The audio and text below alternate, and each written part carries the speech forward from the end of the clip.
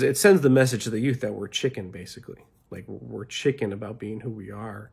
As Muslims, we're chicken on to actually talk to people about Islam and this type of thing. And then, like, we want to get upset about them, about why they don't act more Muslim, this type of thing. Well, the message we send to them with our actions is that acting like a Muslim is actually something you only hide in certain places.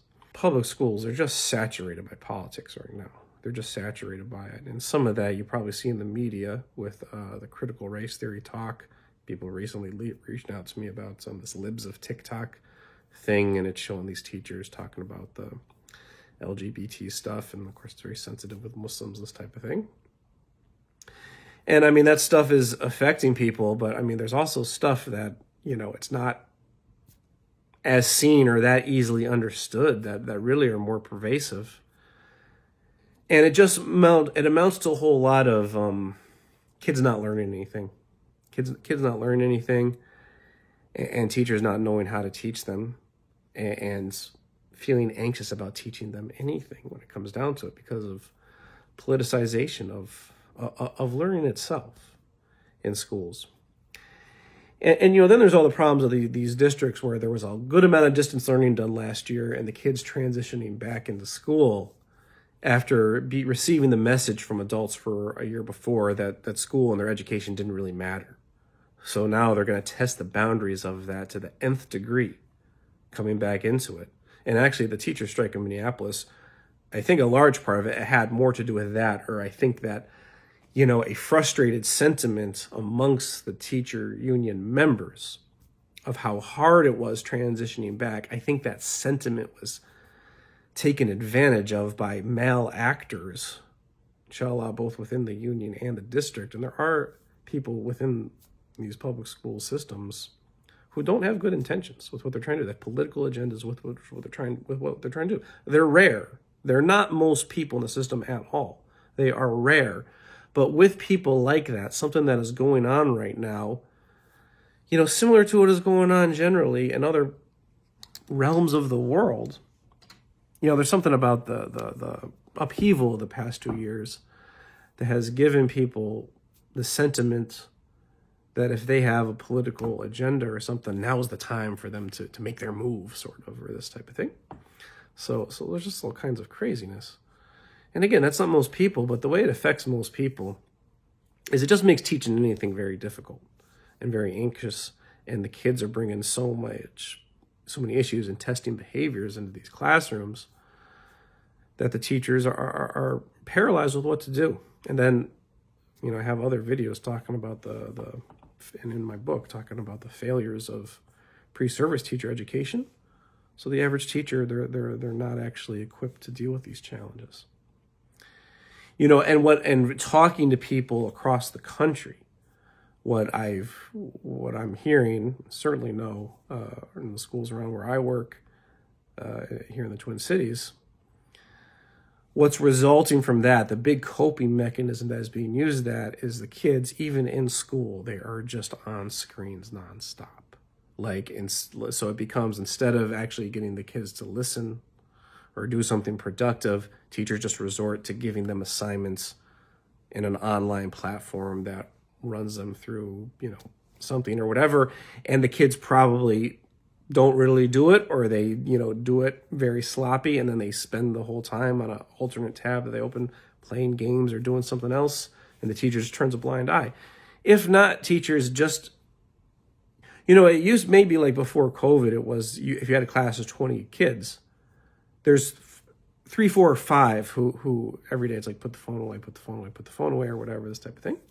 But now it's like 15 of them, you know, and some teachers just teaching, not even giving mind to their kids being on the phone, just letting them scroll TikTok the whole time and just not caring and just treating the job like going through the motions and this type of thing. For those of you out there who are mostly young men who want to say to me, well, why do you let the kids have the cell phone? And you have this impression that the way school works is that the teacher says something and then the kids do it. You might have gone through a school experience yourself, but you didn't really understand what was going on, if that's how you think school works. And if you do send your kid to school, you should be actively working right now with your kids' teachers and administrators about how to have them not have those phones in school, and you shouldn't be sending them to school with a phone. And, you know, parents, and this is part of the issue, because parents, they have all kinds of excuses about why they need their kid to come to school with a phone. You know, what really comes down to, honestly, is we're just used to this instant communication, and parents, they want to be able to instantly communicate with the kid. You know, I mean, obviously there's like fear of safety and that type of thing. And, you know, there's probably legitimate concerns to that fear. But, you know, if you don't really have that type of community backing, trying to implement something like that, it's not going to work for the school to actually have the kids off the phones. So, I mean, you know, that's just the least of things, you know. And with all this trouble going on in the schools too, the schools themselves are heavily incentivized to hide how bad things really are, you know, and to pressure the teachers to make sure every kid passes, or this type of thing, or do what it takes to make sure every kid passes, which will then result in fudging kids' grades to try to make sure that, you know, no one's the wiser to how bad things are going. Like that's happening a lot. That's happening a lot. You know, it's called grade inflation. There's a term for that within education. So, you know, all that is to say, just, you know, for Muslims out there, if you've thought about trying homeschooling, you've thought about trying an Islamic school or something like this, it's not a bad idea to give it a try. It's probably the right time to give it a try. And yes, there's issues with those other things, but, you know, it's just a good time to do something where you can have more control over your kid's education. And even if you send your kid to public school regularly, you still have to take control over their education. You still have a responsibility to see to their education, especially living in American society. So, you know, there's lots of people, you know, a lot of you know about me or came to my YouTube channel through Sajid Lippum. And, you know, he launched a project in Florida. They're trying to get a building for an Islamic school. And I've talked to him about that. He reached out to me about the project and if I'd be involved with the school in the future and this type of thing. And, you know, I'll just say it's a good time to support something like that. It is.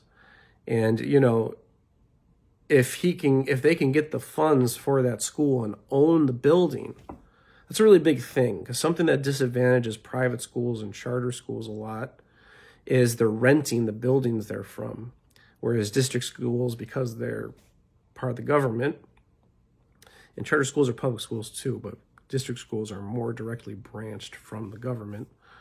You know, those districts, they own the property that the schools are on, so they're not paying rents. So the funds that they get from each student from taxes, they can spend it on, you know, they can put more into it and this type of thing.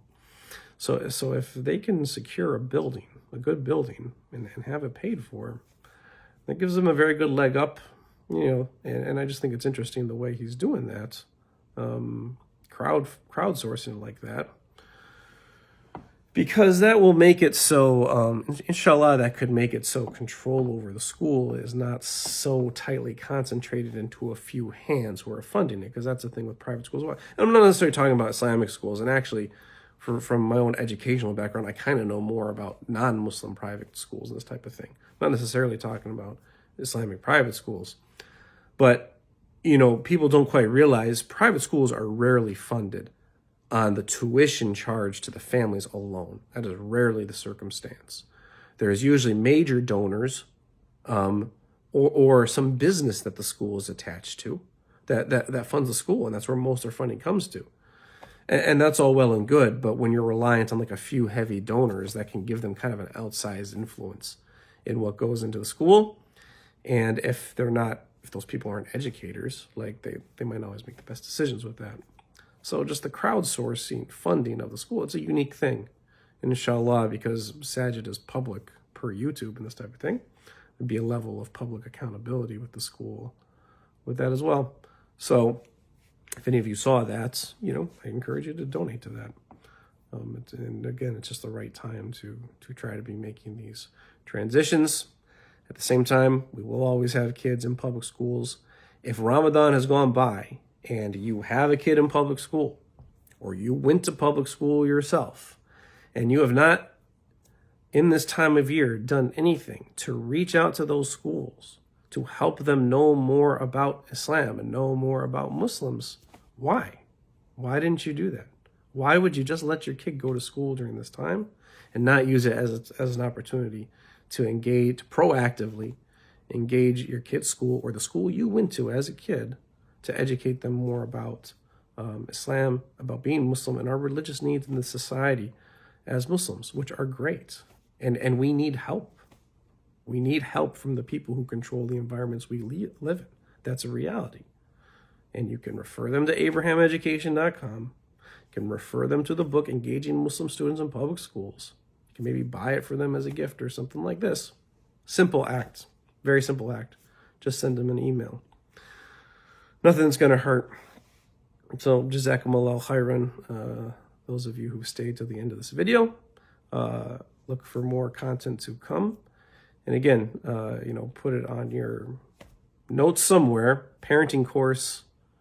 No later than July, I'll be starting a live stream parenting course on my YouTube channel about interacting with kids. Please notify others about it as well, because inshallah you'll find it will go over we'll teach some skills that we need as Muslims to nurture our youth the way we want to in the modern day environment.